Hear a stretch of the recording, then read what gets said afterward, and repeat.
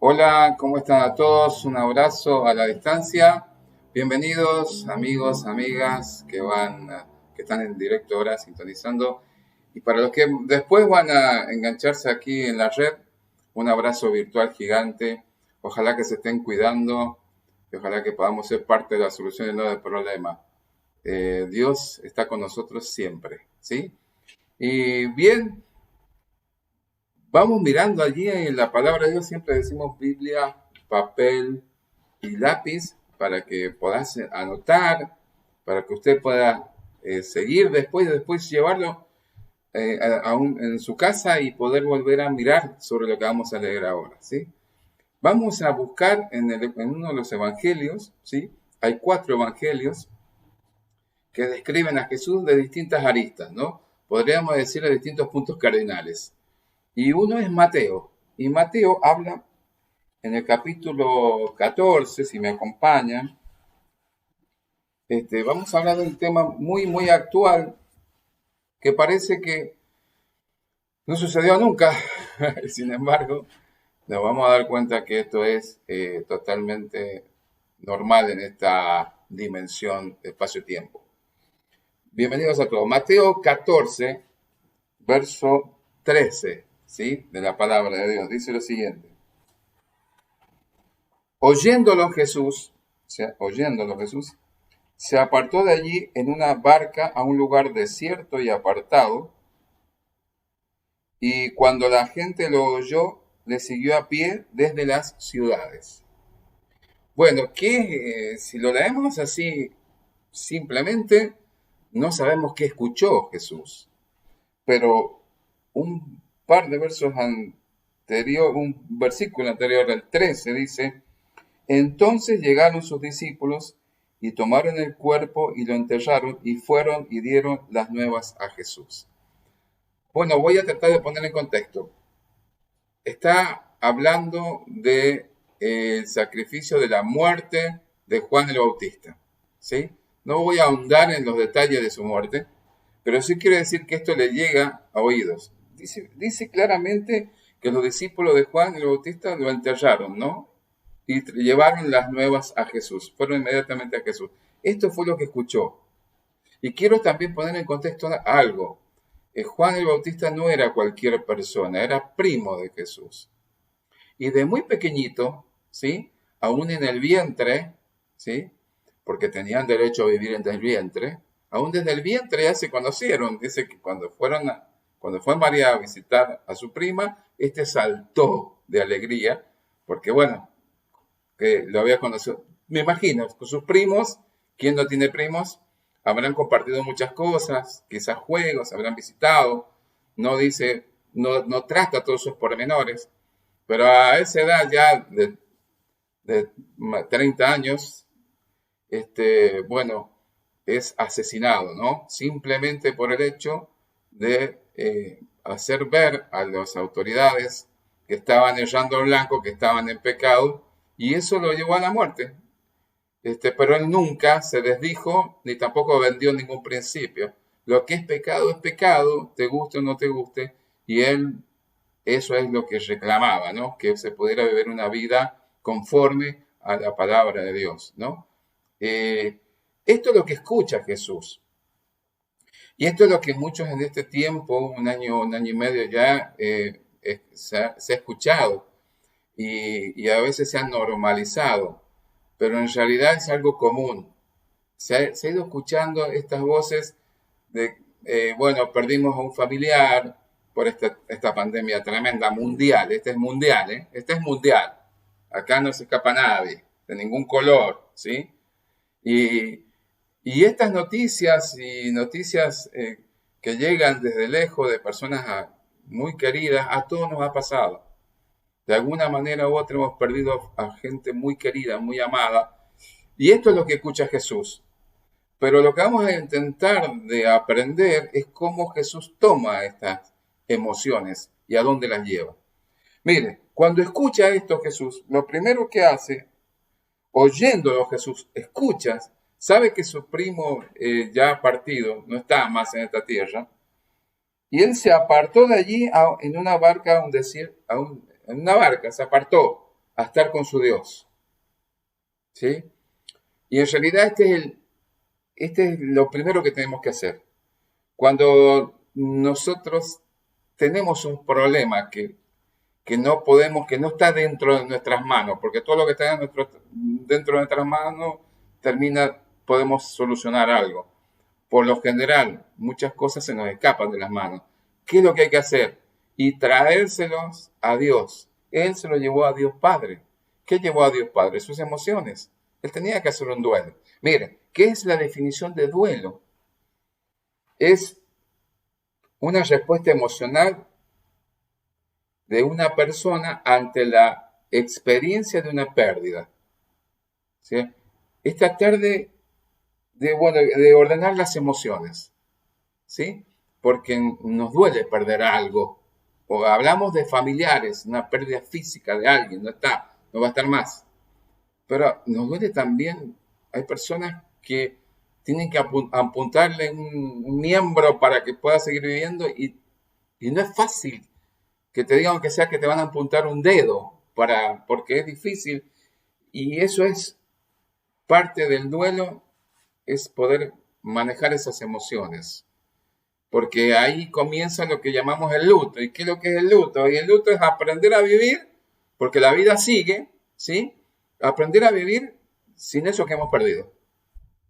¿Y esto cómo lo traemos? Y humanamente nosotros se nos escapan las emociones. Entonces hay que traerlas a Dios para que Dios las ordene, que es el creador de todo.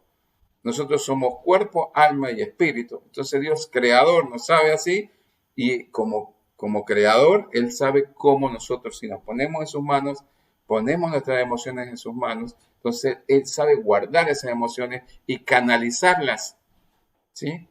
Porque hoy por hoy mucha gente está mal, deprimida, con sus emociones para cualquier lado, pero porque no las ha traído delante del Señor.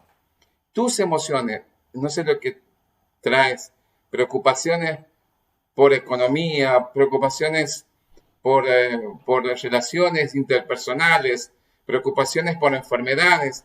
Todo eso hay que traerlo a Dios. Jesús nos mostró en vida, 100% Dios, 100% hombre, cómo era. Cuando escucha esto, ¿sí? No sale despavorido a hacer nada, ni se corta las venas, sino que va directamente a Dios con sus emociones. Y eso es lo que tenemos que aprender nosotros en lo individual, venir a Dios con nuestras emociones. ¿Sabe? Si seguimos leyendo en el verso 14, dice, y saliendo Jesús vio una gran multitud y tuvo compasión de ellos y sanó a los que de ellos estaban enfermos. Cuando anochecía, se acercaron a él sus discípulos diciendo, el lugar es desierto y la hora ya pasada, despide la multitud para que vayan por las aldeas y compren de comer. Esta es la situación. Escucha, hay un dolor grande, es una persona muy querida la que parte, va con sus emociones delante del Señor, pero allí, en ese altar, en ese donde Dios lo recibe, ¿sí? También recibe, ¿sí? La visión de lo que va a venir después.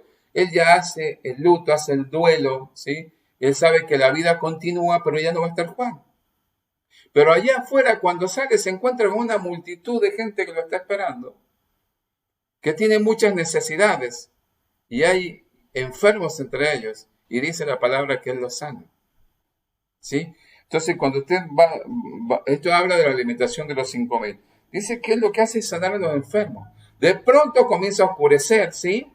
Y sus discípulos le dicen, maestro, ¿qué vamos a hacer?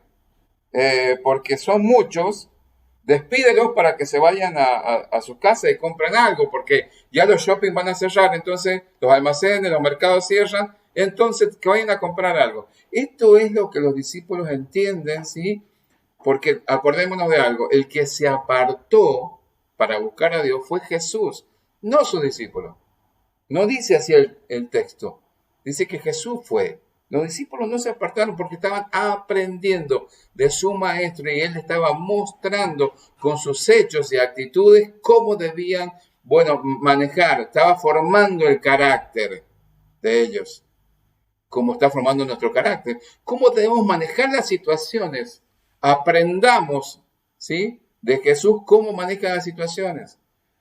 Él se va a Dios, pone sus emociones, le habrá dicho, no sé, la conversación no está, pero evidentemente tengo un dolor muy grande, mi primo no está, yo lo conozco desde que estaba estábamos en el vientre de nuestras madres, hemos pasado mucho tiempo juntos, no sé, hemos vivido mucho tiempo juntos y sin embargo, hoy no está conmigo. Dios la habrá consolado, porque acuérdense que una de las cosas que dijo Jesús es que nos convenía que Él se fuera para que viniera el Espíritu Santo, que era el consolador. Podría haber dicho otra cosa, pero necesitamos ser consolados en este mundo. Porque sabe que en este mundo hay aflicción, pero permanentemente hay aflicción por todos lados. ¿Qué necesitamos más que nada? Ser consolados. Y con el mismo consuelo que somos consolados, vamos a consolar a otros. Esa es nuestra función. No es para guardarlo, es para aprender a consolar a los demás en un criterio de base de amor fraternal. ¿Sí? Esa es la relación que debemos tener con nuestros semejantes. Un amor fraternal, un amor entre hermanos, entrañable, no importa, de perdón permanente y de pedir perdón y de recibir perdón permanente. Esto es los de hermanos. Así va trabajando. Me dice que salió de la multitud. Las personas que no están orando a Dios, que no conocen, que no saben, que no traen sus cosas a Dios, solucionan las cosas como ellos experimentaron. Así que, ¿qué sabían los discípulos? Y mira, si tengo hambre y quiero comer pan, voy a la panadería, voy acá, voy a pescar. Esta es la solución que él tenía, pero Dios tiene unas soluciones sobrenaturales que no las vamos a entender hasta que no entramos ahí y aceptamos la invitación de que nos acerquemos confiadamente a este trono tan maravilloso, porque Jesús nos dejó abierto ya de entrada.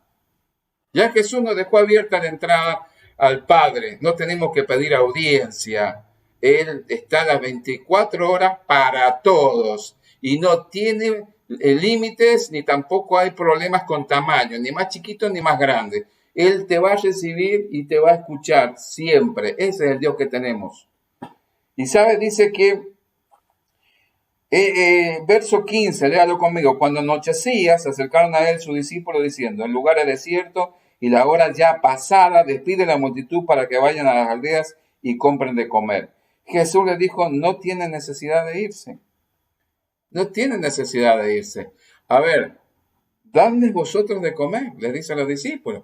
Ellos dijeron, no tenemos aquí sino 5 panes y 2 peces. Claro, entran a buscar en lo que conocen, en su enciclopedia, en su experiencia de vida, y empiezan a buscar, a ver, empecemos a juntar peces y panes, a ver, y consiguieron eso, ¿sí? Pero es el esfuerzo nuestro, es lo que yo tengo, lo que yo puedo hacer, esto es lo que tengo, ¿sí? ¿Sí? Entonces ahí comienzan ellos a entender. Acá están, dice, no tenemos aquí sino 5 panes y 2 peces. ¿Cuántas veces estamos en esta situación? Y decimos, no tengo más nada, tengo esto. O no tengo, porque siempre nos fijamos en lo que no tenemos y no le damos gloria a Dios por lo que sí tenemos. Entonces, no tenemos esto, no tengo aquello, no aquello, pura queja nada más. Siglo XXI, generación de la queja, se viven quejando de todo. Me hubiera gustado tenerlos cautivos allá en Babilonia, cuando Dios les decía, hagan casas, planten, trabajen, multiplíquense, porque en 70 años van a salir. Ahí habían quejosos también. En el desierto había muchos quejosos y se quedaron ahí. Hoy, siglo XXI, se están encontrando los huesos de los quejosos que no entraron a la tierra de Canaán junto con Josué. ¿Y sabe qué? Dice ahí la palabra. Y ellos dijeron, no tenemos, verso 17, aquí sino 5 panes y 2 peces. Y él les dijo, tráemelos acá. A ver, entienda, ¿qué es lo que tienes a la mano? ¿Qué es lo que tienes a la mano? ¿A dónde lo tenés que llevar? A Jesús. No traemos a Jesús. No sé lo que tengas a la mano. Tus emociones encontradas, llévaselas a Jesús. No sé qué tienes a la mano. ¿Qué tiene? 2 panes, 2 peces. ¿Qué dice? No sé, tengo incertidumbre de trabajo. ¿Tienes la incertidumbre? Llévasela a Jesús. Hay que llevarle a Jesús eso. Tenemos que aprender. Ese es el primer paso que tenemos que dar. Venid a Jesús con nuestra carga. Venid a mí los trabajadores descargados, que yo os haré descansar. ¿Sí? Porque no hay paraíso acá. Yo escuchaba muchos años una persona que decía, ay, me gustan las vacaciones porque ahí voy a encontrar paz. No, ¿qué parte no entendiste? En el mundo hay aflicción. Y si te vas de vacaciones a ver aflicción, o cuántos se fueron de vacaciones, nos fuimos de vacaciones y se nos rompieron los autos, hay aflicción. Es decir, paz, la paz la encontramos en el Hijo de Dios. Entonces, tráemelo acá, traigamos lo que tenemos al Señor, confiemos en Él. Abraham confió en Él y era el padre de la fe. En hebreo dice eso, ¿no? Padre de la fe. Salió sin saber dónde iba, pero le creyó a Dios y le fue contado por justicia. Hay que creerle a Dios. Hay que creerle a Dios. Ellos dicen, no tenemos más de 5 panes y 2 peces. Y tráemelos acá. Mire lo que hace. Entonces mandó a la gente recostarse sobre la hierba, y tomando los 5 panes y los 2 peces, y levantando los ojos al cielo, bendijo. Mire, en otro evangelio dice que los recostó de 50 personas. ¿Sí? Y eso tiene mucho que ver con lo que nosotros podemos alcanzar físicamente, porque no nos olvidemos que Jesús le dice a los discípulos, denles ustedes de comer. Ahora, Él no se salió de ahí. Él lo que hace cuando recibe lo que tiene, sabe qué hace, qué tenés que hacer con lo que tenés. ¿Sí? Dar gracias a Dios por todo. Y me va a decir, ¿y la enfermedad? Sí, dar gracias a Dios en la enfermedad, porque no sabes cómo Dios va a obrar de tal manera que todas las cosas nos van a ayudar a bien. A los que le aman, es una promesa de Dios. Y a nosotros, desde esta óptica, una enfermedad no nos puede ayudar. No, parece que no, pero sí termina siendo al final una bendición. Mire, todas las cosas nos ayudan a bien. Él lo que hace con eso, nos está mostrando más de 2000 años después lo que tenemos que hacer con lo que tenemos en la mano. Hay gente que recibe un recibo de sueldo, que cobra un sueldo y lo primero que hace es quejarse. Yo huí de eso. Porque si no entro en el mismo tren y no quiero entrar en el tren, quiero ser un hijo de Dios agradecido. Y muchas veces soy tentado a no ser agradecido. Verdaderamente, levanto la mano, Pero tenemos que sobreponernos y ser agradecidos. Jesús nos mostró cómo tenía que ser. Levantó los 5 panes, bendijo, miró al cielo. No se quedó mirando ahí, uy, ¿y ahora qué hago? Son 15,000 personas. ¿Cómo hago? No. Él dio gracias a Dios. Porque él ya había estado con Dios, ¿sí? Se había apartado por el duelo que estaba haciendo por Juan, pero ahí Dios ya le había dicho cómo iba a funcionar todo. Porque en lo secreto es donde Dios te habla y en lo público donde Dios se glorifica. No te glorifica a ti, Él se glorifica a Él, ¿sí? Respaldando su palabra con milagros. Y Él da eso, dice que, primero, orden. Él ordenó a todos. ¿Qué es lo primero que pasa cuando las emociones están encontradas? Desorden, caos. Comienza todo un lío. Yo mismo, a veces entramos en eso y empezamos a ponernos nerviosos hasta que nos damos cuenta, vamos a poner estas emociones delante del Señor. Viene el caos. Entonces lo que está diciendo, cuando lo ordena físicamente, te está diciendo a ti y a mí, tranquilo, ordénense, quédese tranquilo, Dios algo va a hacer. Sigamos leyendo. Dice en el verso 19, entonces mandó a la gente recostarse sobre la hierba, y el recostarse implica paciencia, tranquilidad. Mire, cuando usted va al médico, ¿sí? Y tiene turno y todo, le dice, tome asiento, es porque el hecho de tomar asiento en la psiqui es que usted va a estar más paciente. Porque si no, pruebe de estar parado. Va a ver cómo a los 30 segundos ya parece que tuvo 30 minutos. Entonces, esto le está implicando que hay que ser paciente, tranquilo. Algo va a pasar. Quédate tranquilo, tranquila. En esa situación que está, la traes a Jesús, quédate tranquilo. Algo va a pasar. Dios no se queda quieto, sigue trabajando. Y algo va a pasar. Algo va a suceder. Algo glorioso va a suceder. Estamos quietos en la casa. Ay, no podemos salir. ¿Cómo me gustaría ir de aquí para allá? Imagínense en Egipto, ¿sí? Con los dinteles pintados de sangre, el ángel de la muerte afuera, y le dijeron, más vale que se queden adentro, ¿sí? Trabajando, consolando, compartiendo el cordero, que no tenía que estar afuera de la casa, tenía que estar adentro, ¿sí? ¿Qué es lo que es? Una cuarentena, alguien nos persigue. No, Dios quédense tranquilos, yo los voy a bendecir mientras el ángel de la muerte andaba afuera. Hoy tenemos que enfocarnos en lo que podemos hacer, no en lo que no podemos hacer. Tienes que quedarte en tu casa, bueno, enfócate en ti mismo, ten cuidado de ti mismo y también ten cuidado de tu esposa y tu familia. Esposa, cuida a tu esposo. Estás viviendo sola, tenés tu hijo, tu hija sola, cuida a tu hijo, tu hija, hijo, cuida a tu mamá.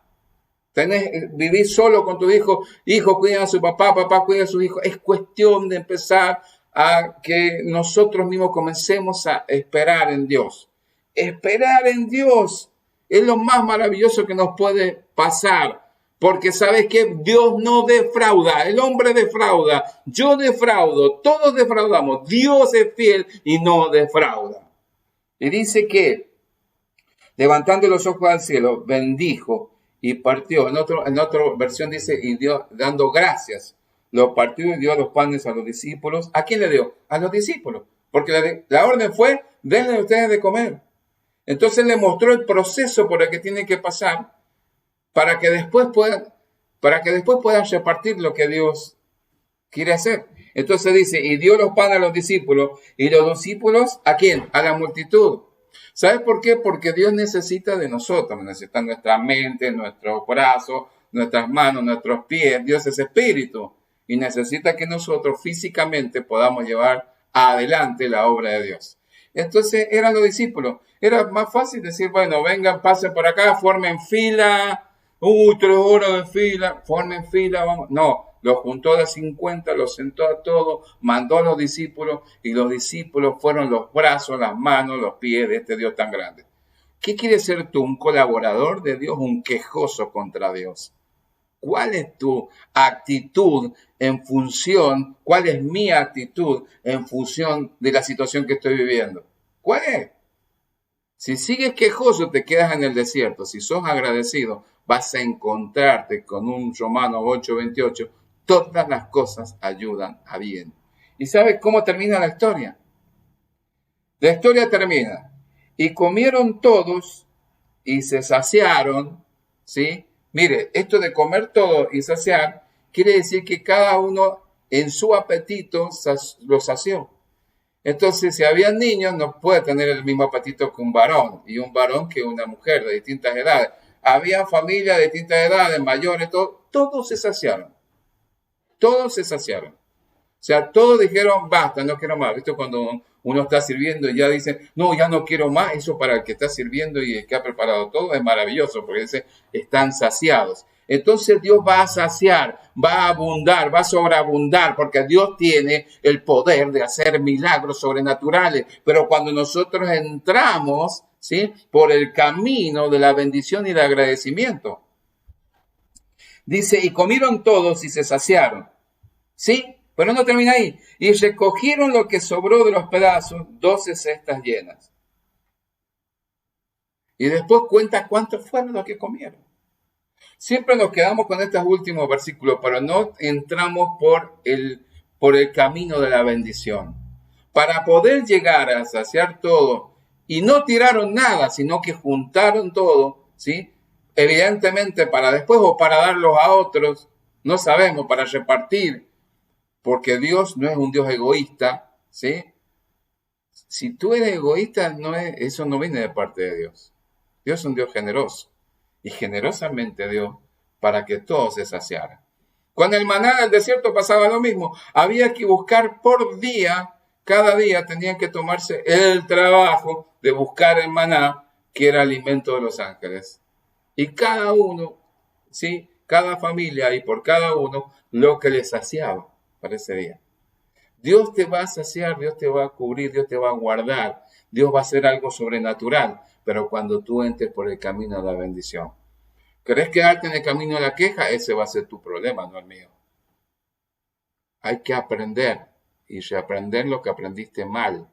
Y la palabra, y Jesús nos muestra en sus hechos, en sus actitudes. Él no fue, yo no me imagino entrando, ¿no es cierto?, a hablar con su padre y diciéndole, mirá, ¿y por qué podrías haber frenado, Herodes? Mirá cómo lo mató, ahora mirá todo el desastre. No, fue a buscar consuelo, ¿sí? Porque no nos olvidemos que era 100% hombre.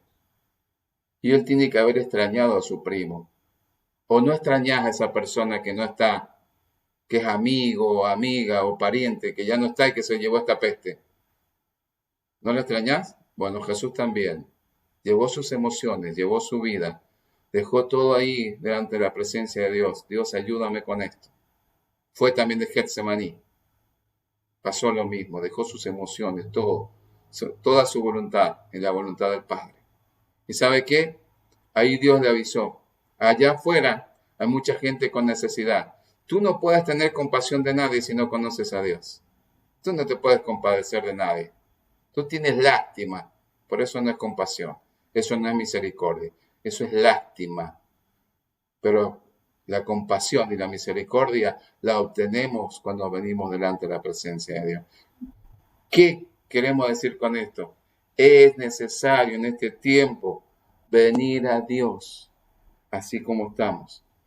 Trae a Dios primero tu vida, porque si no traes, si tu vida no está en las manos de Dios, estás perdido. Porque cuánto tiempo te queda acá en esta tierra no lo sabemos. Pero dice la palabra que una vez que te golpeen las manos y te vayas de acá, para el hombre está establecido que después de la muerte viene el juicio. ¿Sabes quién se sabe del juicio? Los que conocen a Jesús, porque ya Jesús tomó el lugar de cada uno de nosotros en la cruz del Calvario. ¿Quieres ver la mano de Dios en tu vida en milagro? Comienza a hacer lo que Jesús hizo. Quiero hablar contigo. Quiero que conversemos con Dios. Si quieres conocer a Jesús, si quieres poner primero tu vida en la mano de Dios, para que entonces veas los milagros de parte del Señor. Este es el momento. Y yo te invito ahí a que conversemos con Dios. Y puedes decirle así, Señor, hoy te pido perdón porque sé que he errado el blanco, he fallado, he pecado. Mis pecados son muchos, pero tu palabra dice que tú tienes perdón para mí. Recibo tu perdón. Me arrepiento, me aparto de mis pecados.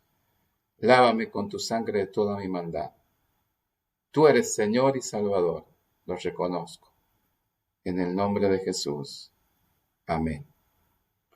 Es simplemente una oración o ayudarte a encontrarte con Dios.